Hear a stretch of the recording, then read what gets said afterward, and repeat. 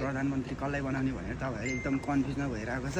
प्रधानमन्त्री मलाई बनाइदिनु कि झ्यापै प्रधानमन्त्री गरेकै दिनमा झ्यापै पुरा फिलिलिलले यस्तै बनाइदिन्छु हो मैले होइन। हाम्रो केपी बालले रियल ल्याइदिन्छु भनेको थिएँ, म रियल मैले के अरे दाइ अर्को केटी सिधै पुग्ने के अरे बुलेट ट्रेन ल्याइदिन्छु यहाँ पूर्व पश्चिम त 5 मिनटमा होइन।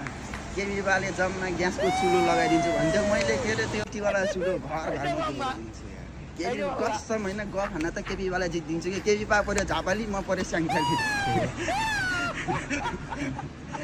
केपी बा झापाली म स्याङ्जाली त्यस्ता केपी बालाई त फ्ल्याट फुट पारिदिन्छु क्या मैले। अब प्रधानमन्त्री मलाई बनाऊ प्रधानमन्त्री। अब हाम्रो केपी बा नि उठ्छु भन्दैछ अरू कुरा के भन्छु केपी बालाई त मैले एकै सटमा हराइदिन्छु नि जब त्यस्तो केपी बालाई त केही होइन। केपी बा त मेरो लागि मैले ल है म उठ्नुपर्छ है भनेर यस्तो दिएन भने मेरो यहाँ मेरो फलोइङ फ्यानहरूले सबैले भोट त मलाई नै ड्यामको ड्याम जब हाम्रो अहिलेको जेन्जी पुस्ता भनेको त्यो मासु भातमा बिग्दैन क्या।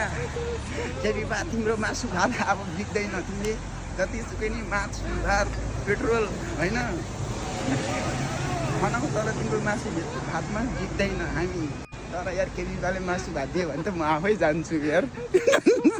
यहाँ ट्याक्सी नपाएर बिचो तिमी चाहिँ मासु भात बिक है। यहाँ ट्याक्सी नपाएर बिचो घर नजानु नपाला जस्तो छ उ त्यहाँ गफ दिइराखेको छ।